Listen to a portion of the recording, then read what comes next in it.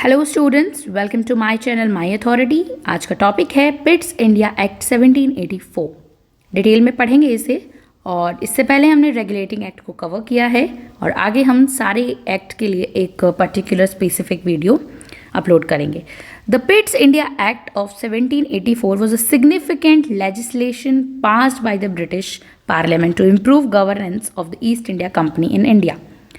पहले regulating act आया था, उसमें बहुत इनएफिशिएंसीज थी, तो एक तरह से हम कह सकते हैं। फिर बाद में पिट्स इंडिया एक्ट आता है जो कि एक सिग्निफिकेंट लेजिस्लेशन माने शासन को बेहतर और बेहतर बनाने के लिए ये एक्ट पास किया गया था और एक बहुत महत्वपूर्ण कानून था जो 1773 का जो ये इट बिल्ट अपॉन, ये किसके ऊपर बना हुआ है, इसकी नींव क्या थी, 1773 का रेगुलेटिंग एक्ट थी।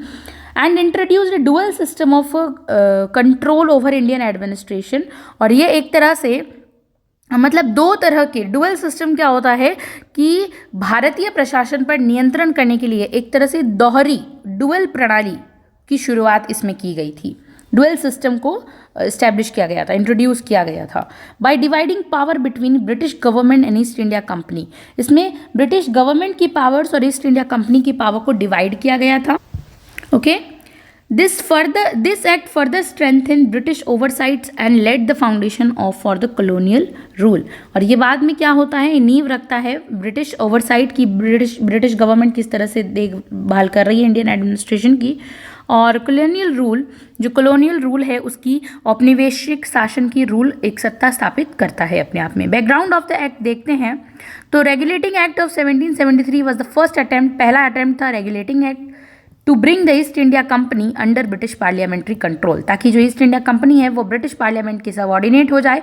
But it had several drawbacks, हमने लास्ट वीडियो में इसके ड्रॉबैक्स भी पढ़े थे, including administrative inefficiency and conflict between supreme court and company officials के बीच में कॉन्फ्लिक्ट था, इसीलिए वो एक ड्रॉबैक था। करप्शन और मिसमैनेजमेंट किसी भी तरीके से वीकेंड ही रहा, कोई मजबूती नहीं, मतलब करप्शन हमेशा होता रहा, फाइनेंशियल मिसमैनेजमेंट रहा और एफिशिएंसी नहीं बढ़ी थी। एंग्लो मराठास वार हुआ था उस समय, एक बहुत इंपॉर्टेंट वार था एंग्लो मराठास वॉर। ये इसका ईयर है 1775 से 1782 एंड मैसूर वार 1767 से 1799 had put a financial strength on the company. और यही जो कारण था, कंपनी के ऊपर एक फाइनेंशियल कहते ना आ गया था, बोझ आ गया था उसके ऊपर। Governor general Warren Hastings faced impeachment trials in 1784। और जो गवर्नर जनरल था बंगाल का सबका था जनरल वॉरेन हेस्टिंग्स जो था, उसे महाभियोग का सामना करना पड़ा था 1784 के अंदर ड्यू टू एलिगेशंस। उस पर बहुत सारे आरोप लगे थे करप्शंस के, मिस गवर्नेंस के, उसके कुशासन के कारण। The British government wanted greater control, और ब्रिटिश गवर्नमेंट चाहती थी, ब्रिटिश पार्लियामेंट चाहती थी कि ग्रेटर कंट्रोल हो सके, यानी कि बहुत अच्छे से कंट्रोल हो ओवर इंडियन प्रशासन पर, भारतीय प्रशासन पर, टू प्रोटेक्ट ब्रिटिश इंटरेस्ट, ताकि ब्रिटिश लोगों के इंटरेस्ट को प्रोटेक्ट किया जा सके, ऐसा ब्रिटिश गवर्नमेंट चाहती थी। ओके, नाउ ब्रिटिश सरकार चाहती थी। की features of the Pitt's India act देखते हैं 1784 के इसके कुछ की features. Dual system of control is a very important की फीचर्स ऑफ दैट। इसके अंदर नियंत्रण की दोहरी प्रणाली हम जिसे कहते हैं। Introduce a clear distinction between the commercial and political functions, की कहा कि व्यवसाय और पॉलिटिकल, राजनीतिक और व्यावसायिक फंक्शंस को अलग अलग कर दिया जाए ईस्ट इंडिया कंपनी के। Establish 2 authorities to govern India, 2 authority को इस्टेब्लिश किया गया कि गवर्न करेगी, इंडिया को चलाएगी, इंडिया के शासन को चलाएगी। क्या क्या थी, सबसे पहली बोर्ड ऑफ कंट्रोल था for political and military affairs की। बोर्ड ऑफ कंट्रोल क्या करेगी, राजनीतिक और सैनिक कामों को देखेगी, directly under the British government, और इसे सिर्फ और सिर्फ ब्रिटिश गवर्नमेंट चलाएगी। कोर्ट ऑफ डायरेक्टर्स क्या करेंगे, व्यवसाय से रिलेटेड और प्रशासन से रिलेटेड काम देखेंगे, written in the East India Company, और इसे ईस्ट इंडिया कंपनी चलाएगी। बोर्ड ऑफ कंट्रोल को डायरेक्ट ब्रिटिश गवर्नमेंट चलाएगी, कोर्ट ऑफ डायरेक्टर को ईस्ट इंडिया कंपनी चलाएगी। इनके कामों को विभाजित किया गया। The British government now had direct control, अब उसके ब्रिटिश गवर्नमेंट अब एक डायरेक्ट कंट्रोल पे था, डायरेक्ट नियंत्रण कर रही थी ओवर पॉलिटिकल अफेयर्स, ताकि राजनीतिक काम जो है वो सिर्फ ब्रिटिश सरकार देखेगी इंडिया के अंदर, इंडिया के प्रशासन में। बोर्ड ऑफ कंट्रोल क्या होता है, इसे हम डिटेल में पढ़ते हैं। Created a 6 member of board of control, 6 member इसमें इंक्लूड किए गए इन ब्रिटेन के अंदर, इंक्लूडिंग द चांसलर, इसमें चांसलर था। उसके बाद exchequer, and the secretary of state. ये तीनों थे, एक्सचेकर, चांसलर और सेक्रेटरी ऑफ स्टेट इसमें इंक्लूड किए गए। This board had complete authority over civil, और इस बोर्ड की जो सत्ता थी वो कहाँ कहाँ थी, सिविल लाइन पर, मिलिट्री पर और रेवेन्यू राजस्व विभाग के जितने भी काम थे उस पर थी बोर्ड ऑफ कंट्रोल की सत्ता। It could over ride the court of directors on policy, और यह जो है इसके पास ये भी अधिकार था कि ये कोर्ट ऑफ डायरेक्टर्स पर भी अपनी पॉलिसी के मैटर्स में ओवर राइड कर सकती है, उनके अंदर इंटरफेयर कर सकती है। स्ट्रेंथन यानी मजबूती प्रदान करना the governor generals authority, governor general की अथॉरिटी को और मजबूत करना। The governor general of Bengal was given more power, और उसे शक्तियां दी गई over the presidencies of Madras and Bombay, ठीक है, ताकि मद्रास और बॉम्बे की उनको सबॉर्डिनेट कर दिया गया था पहले ही रेगुलेटिंग एक्ट के समय ही, लेकिन उसे और पावर दी गई। Governor generals councils was reduced from 4 to 3 members, पहले इसमें 4 मेंबर्स थे लेकिन उसे रिड्यूस्ड करके अब 3 मेंबर्स कर दिए गए थे टू इम्प्रूव इफिशियंसी, ताकि एफिशिएंसी दक्षता बढ़ती रहे काम की। Decisions were to be made by a majority, अब डिसीजंस मेजॉरिटी से लेने जारी रखे। Aligning for a smoother governance, ताकि एक अच्छी गवर्नेंस चल सके। नाउ हम देखते हैं प्रोविजंस फॉर गुड गवर्नेंस, अच्छी सुशासन के लिए क्या प्रोविजंस थे, क्या प्रस्ताव थे।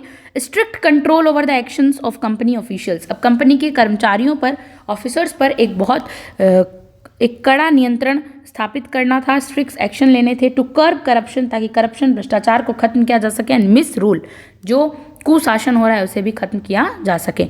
Introduce the system of checks and balance, checks and balance की सिस्टम को इंट्रोड्यूस किया गया टू इंश्योर बेटर गवर्नेंस, अच्छा शासन के लिए। Recognize India as a British colony, और ये सुनिश्चित करना कि इंडिया जो है वो ब्रिटिश कॉलोनी है। Making a shift towards direct colonial rule, इसीलिए उसे अब डायरेक्ट ब्रिटिश सरकार चलाएगी। ड्रॉबैक्स देखते हैं पिट्स इंडिया एक्ट के 1784 में, इसके भी कुछ ड्रॉबैक्स थे। Confusion due to dual control, अब दोहरी शासन प्रणाली के कारण और कंफ्यूजन बढ़ गया।